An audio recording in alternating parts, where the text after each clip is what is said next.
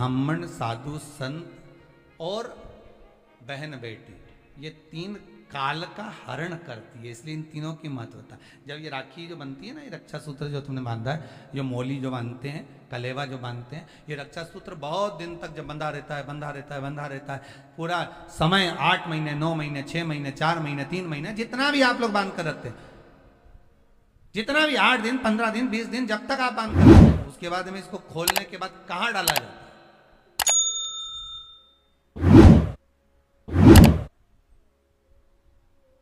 कहां दिया जाता है?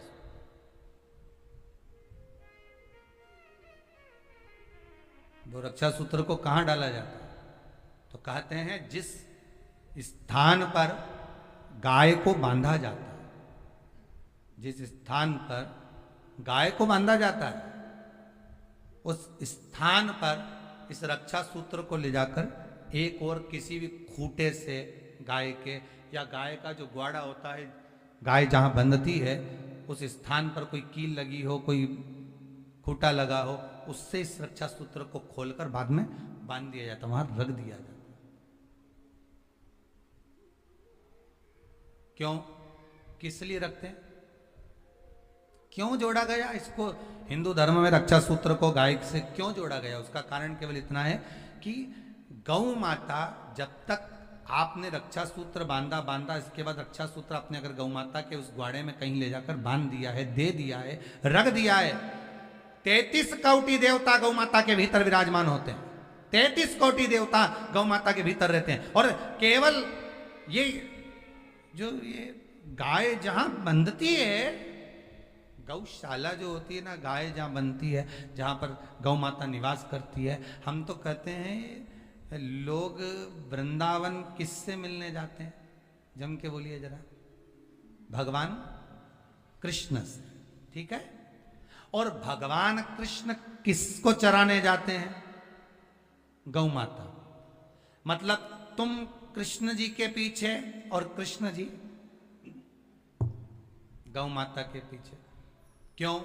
तो उसका एक सीधा सीधा प्रसंग है कि गाय के ग्वाड़े में, गाय के उस आंगन में, गौशाला आदिक में जहां गाय बनती है, उस जगह पर अगर आपने रक्षा सूत्र बाद में बांधने के बाद 8-15 दिन, महीने बाद, 2 महीने, 4 महीने, 6 महीने, 8 महीने के बाद में आपने वहां बांध दिया, रख दिया, तो जिसके हाथ में बंधा होता है उसकी रक्षा स्वयं गौ माता में विराजमान 33 कोटि देवता करते हैं। उसकी रक्षा का सूत्र फिर वो संभालते, फिर वो आपके नहीं, फिर वो संभाल।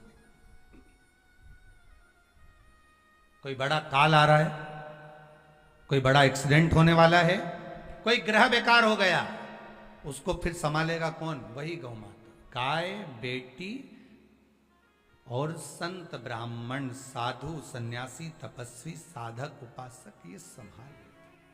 आप नारियल का गोला दो, 50 बार दो, 10-10, 20-20 गोले दे दो, 50-50 गोले दे दो, मना नहीं है, हैं? 2-4-8 झोला भर के दे दो, हम वो भी मना नहीं करे, एक बोरा भर के दे दो, उसका मना नहीं। और श्रीफल की मूलता है, यहाँ नारियल का जो श्रीफल है उसकी मूलता है।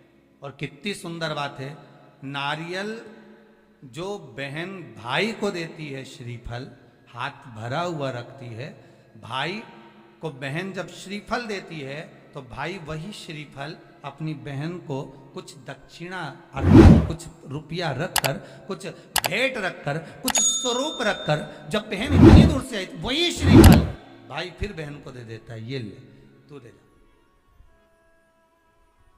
तू रख ले। पर बहन उस श्रीफल को लेकर नहीं जाती है, बहन क्या कहती है? नहीं नहीं, तुझे रखना पड़ेगा, तू रख। तो 2 चीज में से जब श्रीफल भाई भेंट रख कर देता है अपनी बहन को, तो बहन श्रीफल वहीं भाई के घर छोड़ देती है, भेंट का कुछ भाग लेकर चल देती है।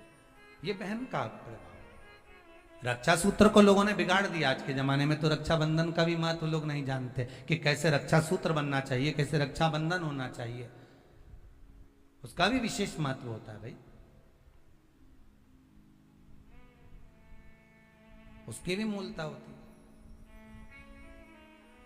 और एक बात कहूंगा आज रक्षाबंधन पर, आपको अच्छी लगे तो आप स्वीकार करना, ना लगे तो आप छोड़ देना। वैसे भी सीहोर वाला महाराज ताड़ी तड़ी बोले ही बोले है, उसमें क्या दिक्कत? तो बोलने में तो कोई पीछे हटूंगा नहीं। एक निवेदन आप सबसे करूंगा, आपको अच्छा लगे अपने जीवन में उतारिएगा, ना लगे कोई बात नहीं, छोड़ दीजिएगा, पर उतारना जरूर।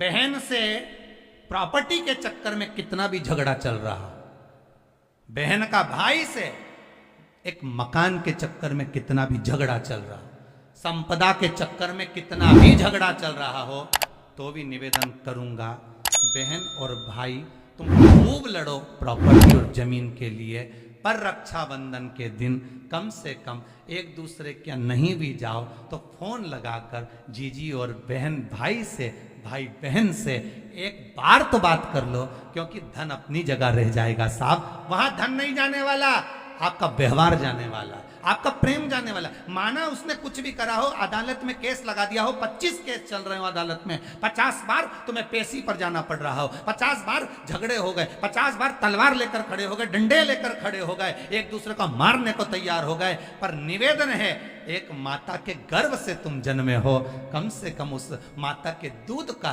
फर्ज अदा करो। और एक बार कितना भी झगड़ा हुआ हो, इस आस्था चैनल के माध्यम से आज रक्षाबंधन के दिन भले राखी बंधवाओ मत बंधवाओ, पर एक फोन लगाकर तो पूछ लो जीजी कैसी है, कब आएगी बता, या बहन भाई को कह दे रे कैसा है, भूल गया क्या मुझे, भाई भी कह दे लड़ाई की बात मत करना, आज के दिन बस प्रेम की बात करना, कि कम से कम बहन का फोन तो आया।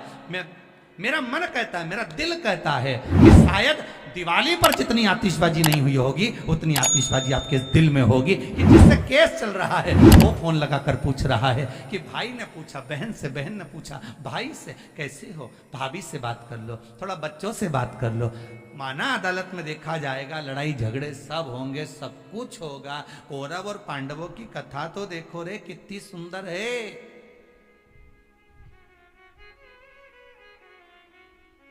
कितनी सुंदर है।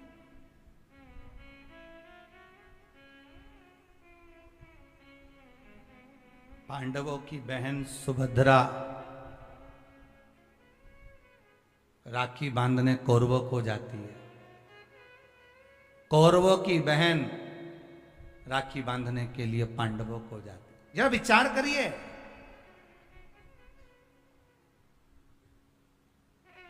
क्या युद्ध के मैदान में लड़े नहीं, क्या युद्ध के मैदान में मरे नहीं, युद्ध अपनी जगह पर है।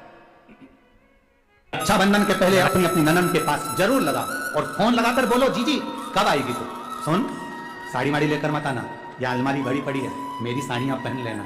क्यों, किस लिए, कारण क्या है, क्यों माता लक्ष्मी जी ने जाकर राजा बलि की धर्म पत्नी के वस्त्र को क्यों लिया, लक्ष्मी जी के भाई हैं राजा बलि, क्यों लिया, ऐसा वस्त्र में क्या था, क्यों कहा जाता है जीजी मेरी साड़ी पहन लो, क्यों भाभी कहती है ननन से लो मेरी साड़ी पहन लो, लो मेरी साड़ी पहन लो, क्यों कहती है। 3 काल को हरने वाले होते हैं, पहले नंबर पर संत ब्राह्मण साधुजन गुरुजन जब तुम्हारे दरवाजे पर आते हैं तुम्हारा काल हर लेते हैं। दूसरे नंबर पर है गौ माता, गाय को जब हम रोटी देते हैं गौ माता हमारे काल को हर लेती है। तीसरे नंबर पर है बहन बेटी, जब हमारे यहाँ आती है और हम कह देते हैं जीजी ये मेरी साड़ी है पहन लो, घर से साड़ी लेकर मत आना, जब हम उसको साड़ी पहनने को दे देते